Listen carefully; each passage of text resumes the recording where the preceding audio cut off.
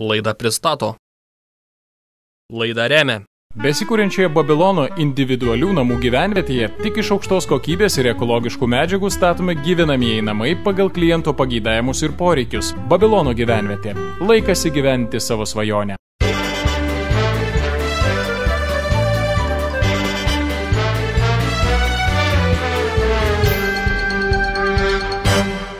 Sako, kad mūsų politikai visada galvoja apie liaudį, tačiau niekada nesako, ką iš tikro.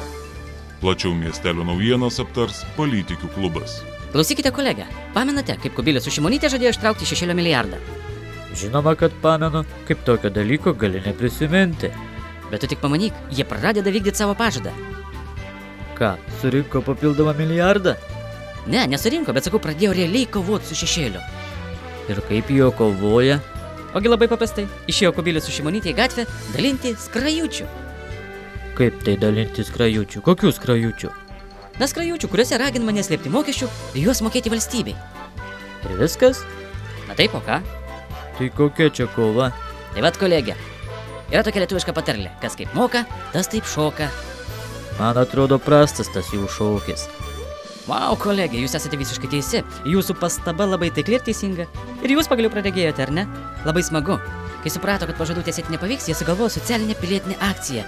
Šioje šalyje nėra vietos šešėliui. Ir jie dar planuoja po akcijos su Lietuvos verslininkais pasirašyti skaidraus verslo deklaraciją. Tau nejuokinga? Juokinga ir net labai.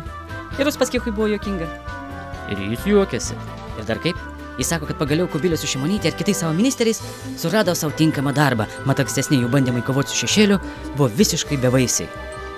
Tai ką, jie nieko taip ir neištraukė iš šešėlio? Panašu, kolegė, panašu, kad ne. Dar Uspaskichas sako, kad žmonėms, kuriems neužtenka supratimo apie realų gyvenimą, ekonomiką, ūkio ir finansų tvarkymą, belieka tik patiems išeiti į gatves ir bandyti paveikti atskirų žmonių sąmonę. Taikliai pasakyta. Bet yra viena bėda. Kokiagi? Labai brangu. Kas brangu ir kam brangu? Lietuvai labai brangiai atsieina tokie bukletėlių dalintojai. Jų atlyginimai siekia 10 000 litų. Bukletėlius gali studentai už gerokai mažesnės sumas padalinti. Matai, pasirodo iš tos valdžios jokios naudos, vien nuostolis.